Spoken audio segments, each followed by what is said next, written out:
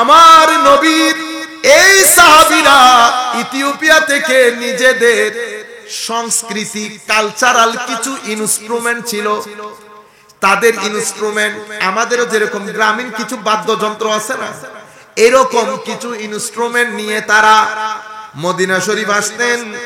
Medina শরীফ এসে মসজিদে নববীর দুয়ারের মধ্যে তারা এগুলা বাজাইতো, ওয়ায়ার কুসুন, এগুলা বাজাই বাজাই তারা হেলে, আমরা বলি না নাচ করতো, আমি নাচ শব্দটা ব্যবহার করছি না, রক্স করতো।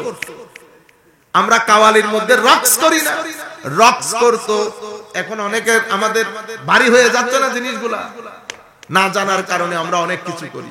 হিউম্যান নেচার আপনি অস্বীকার করতে পারবেন, মানুষের ভিতরে কিছু মানুষকে আল্লাহ অনেক ইমোশনাল করেছে, তাদের সামনে যখন আপনি নাচ করবেন বেহুশ হয়ে যায়। কেউ আছে জিক্র ইলাহি করলে বেহুশ হয়ে যায়, এটা মানুষের নেচার। সাহাবায়ে কেরাম কি করছেন? ইয়ারকুসুন, তারা নিজেদের বাদ্যযন্ত্র বাজিয়ে মস্তের মধ্যে নাচানাচি করছে, হায় হায় হায়, রক্স করছে। এরপরে তাদের ইথিওপিয়ান ভাষায় কিছু একটা বলতেছে, আর তারা হায় হায় হায়। আমার নবী বলছেন, তখন আমার নবী, অন্য হাদিসের মধ্যে এসেছে, আমার নবী দেখছেন এই আওয়াজ কোত্থেকে আসে। হযরতে আয়েশা সিদ্দিকা রাদিয়াল্লাহু তাআলা আনহা বলছেন, আমরা ঘরের দরজা ফাঁকা করে দেখছি, আমি আমার নবীর পেছনে কাঁধে হাত দিয়ে আমিও দেখছি, আমার নবীও দেখছেন। নবী কিছুক্ষণ পরে বললেন, আয়েশা আর দেখবানি? হযরত আয়েশা বলতেছেন, আমি আরো একটু দেখব। আবার নিজেও বলতেছেন, আমি বয়সে অনেক ছোট ছিলাম, আমার দেখতে ইচ্ছে করতেছিল। হায় হায়, হাদিসটা আছে এখানে। তখন আমার নবী বুঝতে পারছিলেন না ইথিওপিয়ান সাহাবায়ে কেরাম নিজের ওই ভাষায় কি বলতেছেন। আমার নবী একজনকে ডেকে পাঠালেন, বলে জিজ্ঞেস করে দেখো তারা তাদের ভাষায় এটা কি বলছে।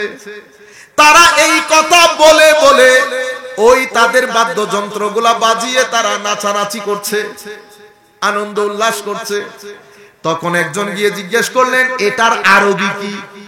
তো বলা হলো তারা তাদের জবানে বলছেন, মুহাম্মাদুন আবদুন সালেহ, মুহাম্মদ সাল্লাল্লাহু আলাইহি ওয়াসাল্লাম বড় ভালো মানুষ। এটা বলে বলে, কারণ কোন জায়গা থেকে তাদেরকে টেনে এনে আমার নবী মানুষ বানিয়েছে, অধিকার দিয়েছে। বেলাল রাদিয়াল্লাহু তাআলা আনহুর মতো ব্যক্তি, যার উপর অত্যাচারের স্কিম রুলার, সেই বেলালকে আমার নবী আমার নবীর মুয়াজ্জিন বানিয়েছে। কুল কায়নাতের জন্য আজকে আমার নবীর মুয়াজ্জিন হযরতে বেলাল রাদিয়াল্লাহু তাআলা আনহু।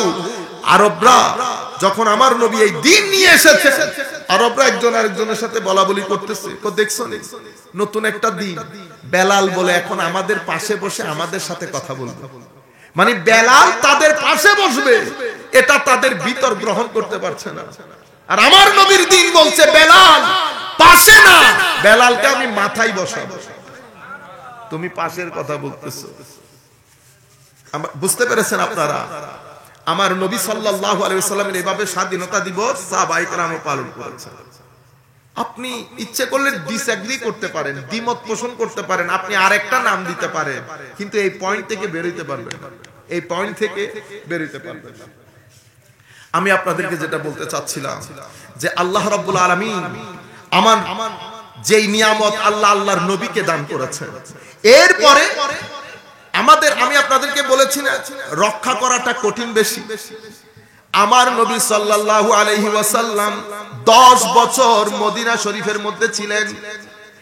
আমার নবী রাত দিন এক করে দিয়েছেন আমাদের কাছে এই দিন সুষ্ঠু রূপে পৌঁছানোর জন্য।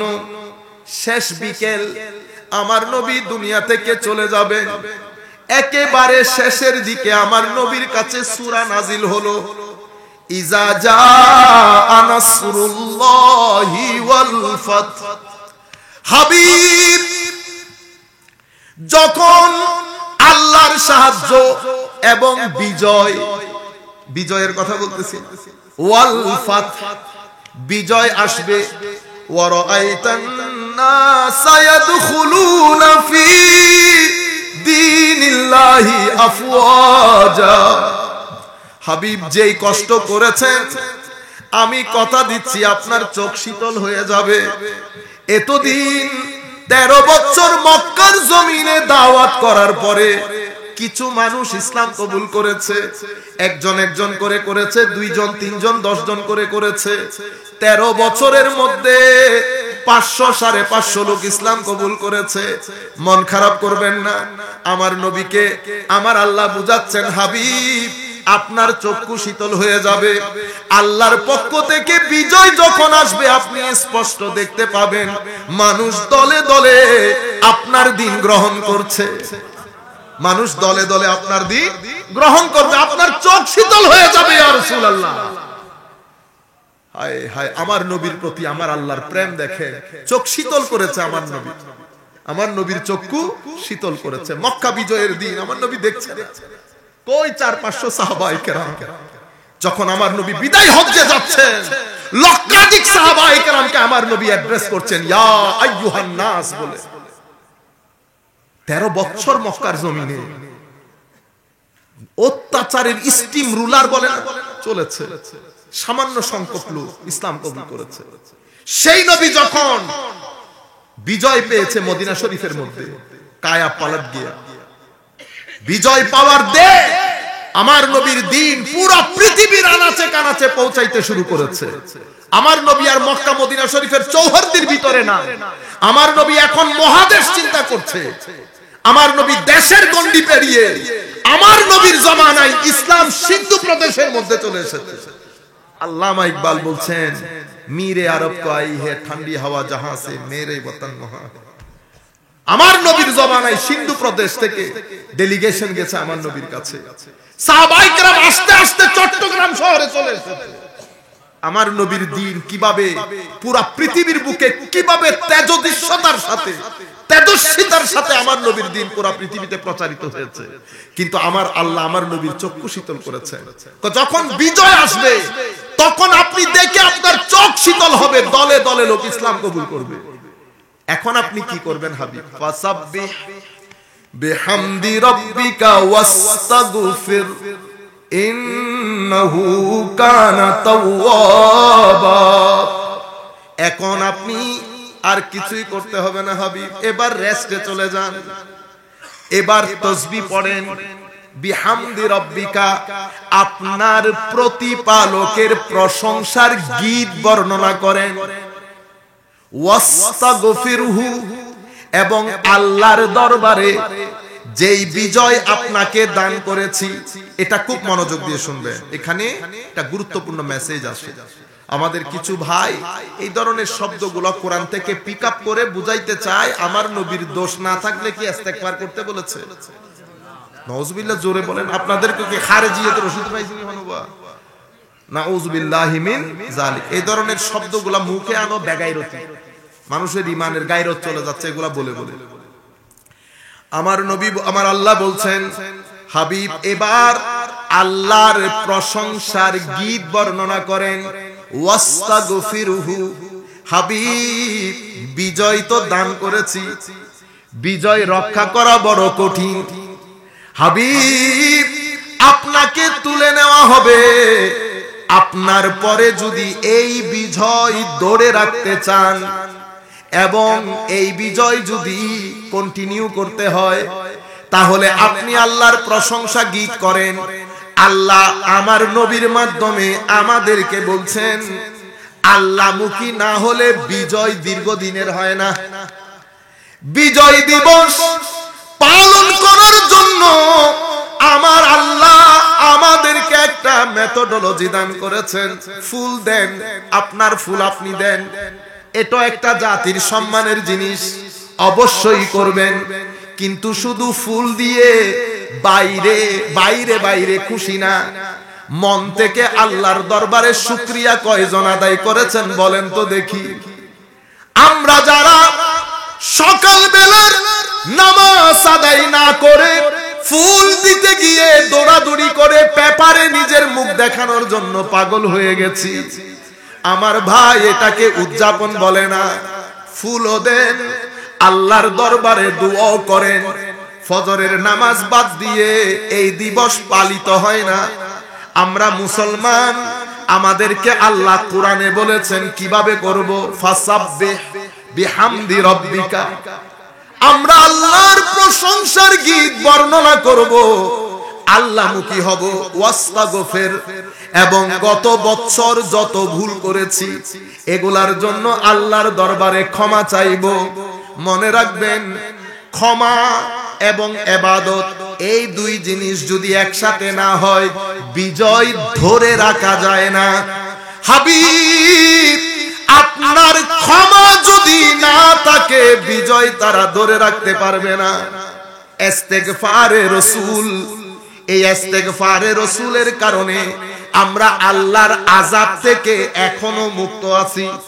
আমার আল্লাহ কোরআনে পাকের মধ্যে ইরশাদ করছেন, অন্য আয়াতের মধ্যে আমার আল্লাহ বলছেন, আল্লাহ ওই জাতিকে দুইটা জিনিসের কারণে আমার আল্লাহ আল্লাহর দুনিয়ার মধ্যে আযাব দান করে না।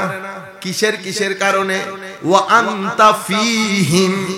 হাবিব, আপনার উজুদের কারণে, আপনার অস্তিত্বের কারণে, পৃথিবীতে আপনার থাকার কারণে আমার আল্লাহ পৃথিবীকে আযাব দেবে না। এক, আরেকটা বিষয় হচ্ছে এখানকার মুমিন বান্দারা যাদেরকে আপনারা আন্ডারএস্টিমেট করেন, যাদেরকে আপনারা পাত্তা দিতে চান না, অথচ তাদের মুখের দুয়ার কারণে আল্লাহ পৃথিবীতে আযাব দান করে না।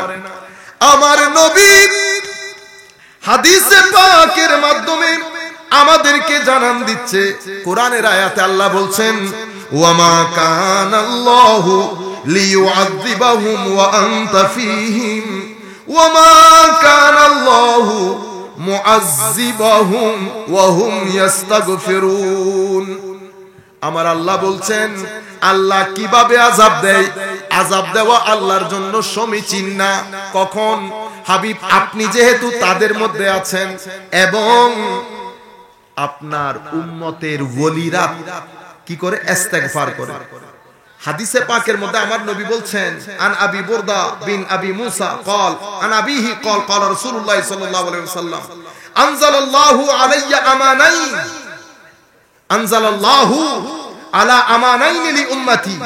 আমার আল্লাহ আমার উম্মতের জন্য দুইটা নিরাপত্তা বানিয়েছেন, যেই কারণে আমাদের স্বাধীনতা রয়ে যায়। দুই কারণ, একটা আমার নবী, আর একটা আমার নবীর উম্মতের যারা ওলি তাদের ইস্তেগফার, আর একটা আমার নবীর ইস্তেগফার। কোন নবী কখন ইস্তেগফার করেন? আমার নবী সাল্লাল্লাহু আলাইহি ওয়াসাল্লাম, এটা হাদিসে পাকের মধ্যে বলা হচ্ছে, আন বকর বিন আব্দুল্লাহ ইবনুল মুজানি قال قال রাসূলুল্লাহ সাল্লাল্লাহু আলাইহি ওয়াসাল্লাম, আমার নবী ইরশাদ করছেন, হায়াতি খায়রুল লাকুম তুহাদ্দিসুনা ওয়া ইয়াহদুসু লাকুম, তুহদিসুনা ওয়া ইয়াহদুসু লাকুম ওয়া ওয়াফাতি খায়রুল লাকুম তুরাদু আলাইয়া আ'মালুকুম ফামা কানা মিন হাসান হামিদতুল্লাহ ওয়া মা কানা মিন সাইয়্যি ইস্তাগফারতুল্লাহ লাকুম। আমার নবী ইরশাদ করছেন, আমার জীবনও তোমাদের জন্য মঙ্গলজনক, আমার দুনিয়া থেকে চলে যাওয়াও তোমাদের জন্য মঙ্গলজনক। দেখেন, সূরা নসরের মধ্যে আমার নবীকে আল্লাহ ইস্তেগফার করতে বলেছে। এখন ইস্তেগফার কেন করতে বলেছে? আমার ভাইয়েরা বলে এটা বলে নবীর জন্য করতে, নবীর জন্য না। আমাদের এই ইজাজার মধ্যে আল্লাহ বিজয়ের যে সুসংবাদ দান করেছেন সেটা যদি রক্ষা করতে হয়, তো সেটা রক্ষা করার জন্য আল্লাহর ইবাদত এবং আল্লাহর কাছে ইস্তেগফার, এটা দুইটা বড় জরুরি জিনিস। এই দুইটা বাদে এটা রক্ষা হবে না। তো আমার নবীও আমাদের সাথে, আমার নবীর ইস্তেগফারও আমাদের সাথে আছে। কিভাবে? আমার নবী বলছেন, আমি দুনিয়া থেকে চলে গেলে তোমাদের আমল প্রত্যেক বিশুদ্ধবার আমি নবীর কাছে পাঠানো হয়। আমি যখন সেখানে ভালো কিছু দেখি আল্লাহর শুকরিয়া আদায় করি, আর যখন সেখানে গুনাহ দেখি তোমাদের জন্য আল্লাহর দরবারে ইস্তেগফার করি। তো আমরা, আমাদের স্বাধীনতা এখনো বেঁচে আছে আমার নবীর ইস্তেগফারের কারণে, এবং সেটা কিয়ামত পর্যন্ত বেঁচে থাকবে। আমিন বলেন সবাই।